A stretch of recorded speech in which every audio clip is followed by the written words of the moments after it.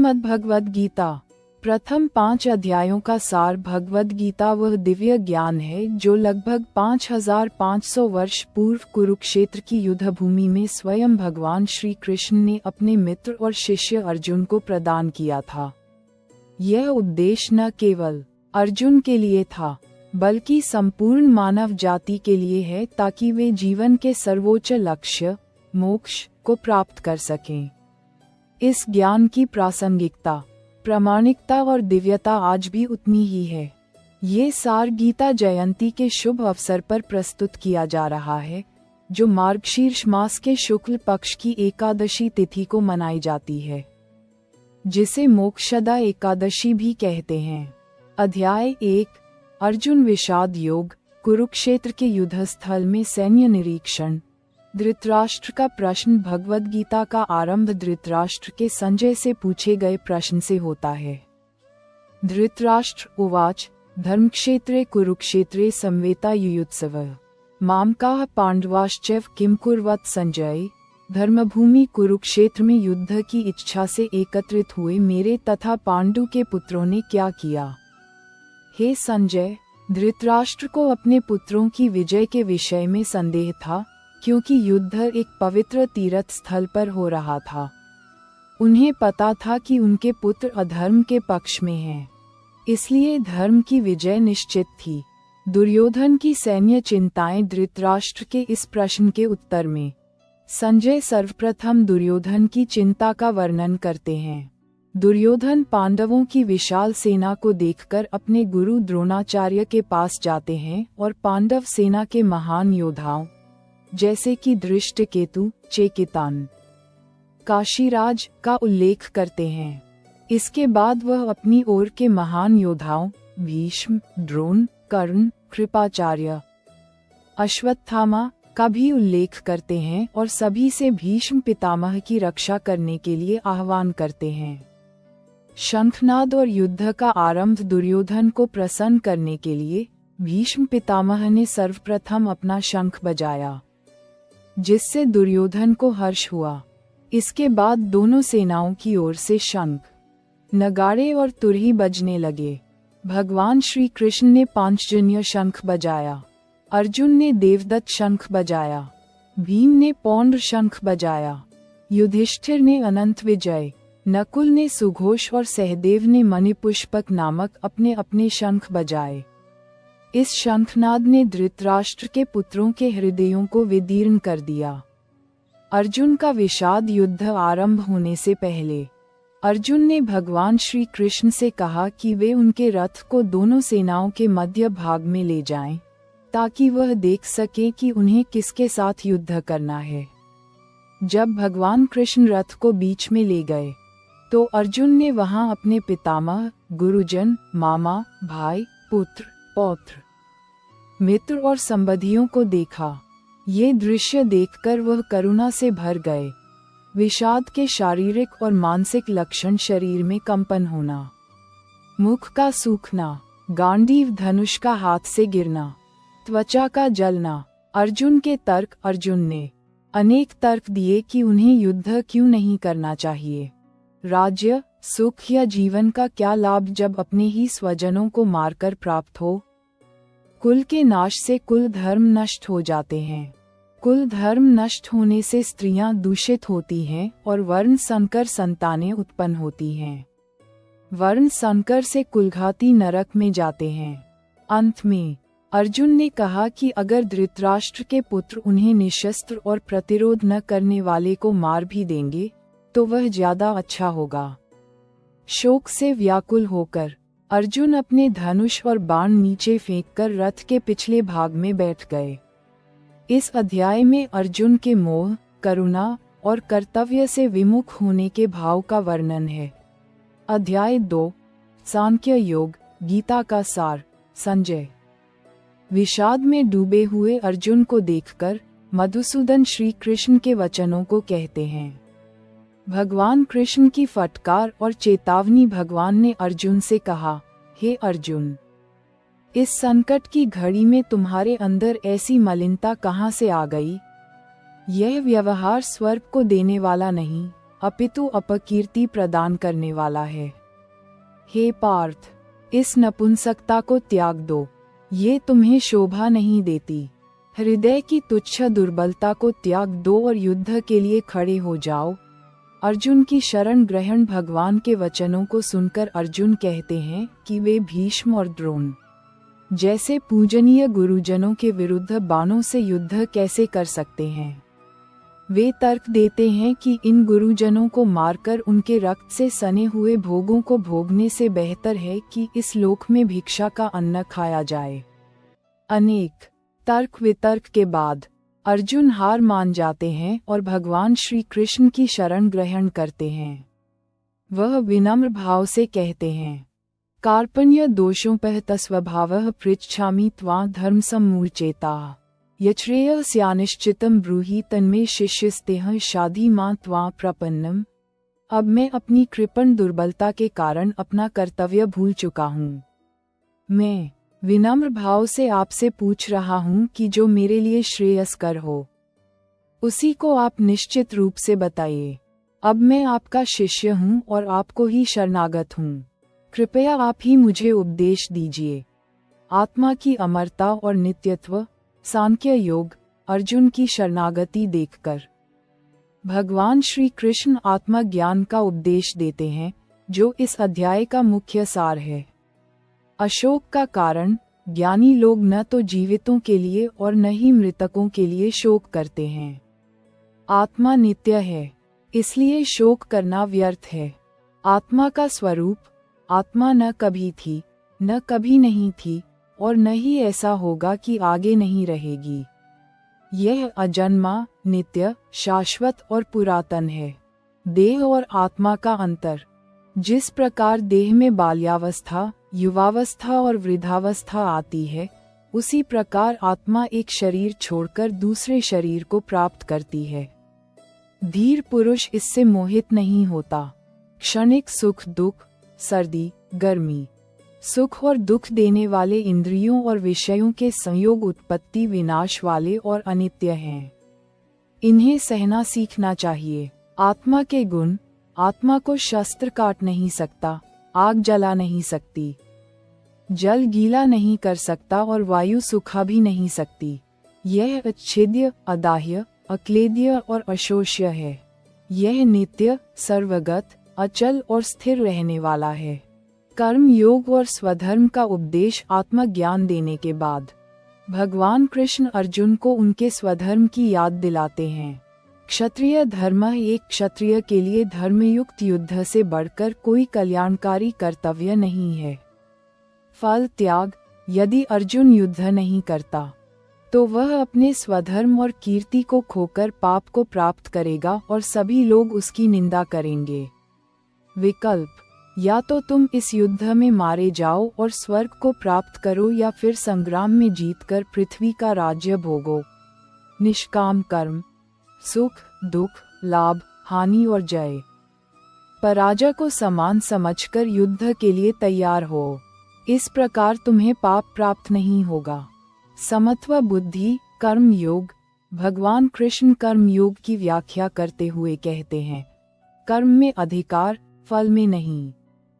कर्मण्येवाधिकारस्ते मा फलेषु कदाचन मा कर्मफल हेतुर्भूर्मा ते संगोस्व कर्मणि। तुम्हारा अधिकार कर्म करने में है, उसके फलों के विषय में सोचने में नहीं। तू कर्मों के फलों के विषय में मत सोचो और उसी प्रकार कर्म न करने में भी तुम्हारी रुचि नहीं होनी चाहिए। समत्व योग। आसक्ति को त्याग दो और सिद्धि तथा असिद्धि में समान बुद्धि वाले होकर कर्तव्य कर्मों को करो। इसे ही समत्व योग कहा गया है। योगः कर्मसु कौशलम। ये योग कर्मों में कुशलता है। कृपण। फल को चाहने वाले तो कृपण, कंजूस लोग कहे गए हैं। कर्म बंधन से मुक्ति। समत्व बुद्धि से युक्त पुरुष पुण्य और पाप दोनों को इसी लोक में त्याग देता है, मुक्त हो जाता है। स्थितप्रज्ञ के लक्षण। अर्जुन के पूछने पर कि समाधि में स्थिर रहने वाले स्थितप्रज्ञ पुरुष के क्या लक्षण होते हैं, वह कैसे बोलता है, बैठता है और चलता है। भगवान उत्तर देते हैं, कामनाओं का त्याग, जिस काल में ये पुरुष मन में स्थित संपूर्ण कामनाओं को त्याग देता है और आत्मा से ही आत्मा में संतुष्ट रहता है, उस काल में वह स्थित प्रज्ञ कहलाता है। इंद्रिय संयम, कछुआ जिस प्रकार अपने अंगों को सिकोड़ लेता है, उसी प्रकार इंद्रियों और इंद्रियों के विषयों से सब प्रकार से रोके हुए जिसके इंद्रियां वश में हैं, उस पुरुष की बुद्धि स्थिर है। पतन का मार्ग, विषयों का चिंतन करने से उनमें आसक्ति होती है, आसक्ति से कामना उत्पन्न होती है, कामना में विघ्न पड़ने से क्रोध उत्पन्न होता है, क्रोध से अत्यंत मूढ़ भाव, विवेकहीनता उत्पन्न होता है, मूढ़ भाव से स्मृति में भ्रम, कर्तव्य विस्मृति होता है, स्मृति में भ्रम से बुद्धि, ज्ञान शक्ति का नाश होता है, बुद्धि का नाश होने से पुरुष अपनी स्थिति से नीचे गिर जाता है। शांति की प्राप्ति, जो पुरुष संपूर्ण कामनाओं को त्याग कर ममता रहित, अहंकार रहित और स्पृहा रहित हुआ विचरण करता है, वही शांति को प्राप्त करता है। ब्रह्म स्थिति, ये सर्वोच्च ब्रह्म स्थिति है। इसे प्राप्त होकर योगी मोहित नहीं होता और अंतकाल में भी इसमें स्थित होकर ब्रह्मानंद को प्राप्त होता है। यह अध्याय गीता का सार है, जिसमें आत्मज्ञान, सांख्य और निष्काम कर्म योग का समन्वय है। अध्याय 3 कर्म योग। अर्जुन द्वितीय अध्याय में दिए गए ज्ञान और कर्म के उपदेशों से भ्रमित होकर पूछते हैं। अर्जुन उवाच, हे केशव, ज्ञान संन्यास श्रेष्ठ है या फिर कर्म योग? कर्म की अनिवार्यता श्री कृष्ण उत्तर देते हैं कि संन्यास, कर्म के त्याग और निष्काम कर्म योग दोनों ही कल्याणकारी हैं, लेकिन निष्काम कर्म योग अधिक सरल, शुद्ध और शीघ्र शांति देने वाला है। प्रकृति के गुण, मनुष्य शरीर की आवश्यकताओं के कारण कर्म करना ही पड़ता है। कोई भी मनुष्य क्षण भर के लिए भी कर्म किए बिना नहीं रह सकता, क्योंकि सभी जीव प्रकृति के गुणों सत्व, रजस, तमस से प्रेरित होकर विवशतापूर्वक कर्म करते हैं। कर्म का त्याग असंभव। सिर्फ कर्मों को छोड़ देना ही संन्यास नहीं होता, कर्मों के फल का त्याग करना ही वास्तविक संन्यास है। कर्म का बंधन, कर्म करते समय फल की आशा रखना अनुचित है। निष्काम भाव से किया हुआ कर्म बंधन नहीं लगता और व्यक्ति शांति प्राप्त करता है। यज्ञ और लोक संग्रह यज्ञ, जो कर्म निष्काम भाव से शास्त्र अनुसार और ईश्वर की संतुष्टि के लिए किया जाए, उसे यज्ञ कहा गया है। ऐसे कर्म ही बंधन से मुक्ति का मार्ग प्रदान करते हैं। लोक कल्याण, भगवान श्री कृष्ण स्वयं भी लोक कल्याण हेतु कर्म करते हैं, और अगर वह कर्म न करें तो लोग भी कर्म छोड़ देंगे और संसार में अव्यवस्था, वर्णसंकर फैल जाएगी। श्रेष्ठ का आचरण, श्रेष्ठ लोग जैसा आचरण करते हैं, जनता वैसा ही अनुसरण करती है। इसीलिए कर्तव्य पालन से जगत का संतुलन बना रहता है। आसक्ति, कर्तापन और मोक्ष। आसक्ति और कर्तापन, जो व्यक्ति इच्छाओं को, अपने कर्तापन के भाव को और अपनी आसक्ति को छोड़कर कार्य करता है, वही सिद्ध माना जाता है। अविद्या से बुद्धि मोहित होने पर मनुष्य मैं करता हूँ ये समझता है। काम और क्रोध, काम वासना ही वह प्रबल शत्रु है जो मनुष्य को पाप कर्मों की ओर प्रेरित करता है। जब काम पूरा नहीं होता तो वह क्रोध में बदल जाता है। मुक्ति, जो मनुष्य अपने कृत्यों को कृष्ण की सेवा के रूप में समर्पित कर देता है, वह संसार में रहते हुए ही मुक्त कहलाता है और उसे अचल शांति प्राप्त होती है। इस अध्याय में भगवान कृष्ण ने निष्काम भाव से कर्तव्य करने, कर्म योग की श्रेष्ठता और अनिवार्यता पर जोर दिया। अध्याय 4 ज्ञान कर्म संन्यास योग। दिव्य ज्ञान, ज्ञान की परंपरा। भगवान श्री कृष्ण कहते हैं कि ये दिव्य योग, गीता का उपदेश, सबसे पहले उन्होंने प्राचीन काल में सूर्यदेव विवस्वान को दिया था, जिन्होंने इसे मनु को और मनु ने इक्ष्वाकु को दिया। इस प्रकार यह राजर्षियों की परंपरा चली। लेकिन कालक्रम में ये ज्ञान नष्ट हो गया। अब वही प्राचीन योग अर्जुन को पुनः दिया जा रहा है। भगवान का प्राकट्य अवतार अर्जुन के आश्चर्य व्यक्त करने पर कि कृष्ण बाद में आए। उन्होंने सूर्यदेव को पहले ज्ञान कैसे दिया। भगवान मुस्कुराते हैं और अपने दिव्य जन्म और कर्म का रहस्य बताते हैं। यदा यदा हि धर्मस्य ग्लानिर्भवति भारत अभ्युत्थानं धर्मस्य तदात्मानं सृजाम्यहं परित्राणाय साधूनां विनाशाय च दुष्कृताम् धर्म संस्थापनार्थाय संभवामि युगे युगे। हे अर्जुन, जब जब धर्म की हानि होती है और अधर्म की वृद्धि होती है, तब तब मैं प्रकट होता हूँ। सज्जनों की रक्षा करने, दुष्टों का विनाश करने और धर्म की पुनः स्थापना करने के लिए मैं बार बार अवतार धारण करके आता हूँ। जो उनके इस दिव्य जन्म और कर्म को तत्व से जान लेता है, उसे पुनर्जन्म नहीं लेना पड़ता।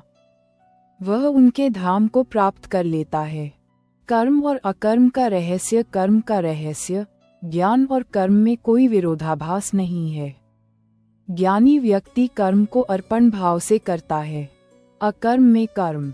जो व्यक्ति यह समझ लेता है कि कर्म केवल प्रकृति के गुणों के प्रभाव से होते हैं और वह स्वयं करता नहीं है, वह कर्म करते हुए भी कर्म से मुक्त माना जाता है, अकर्म।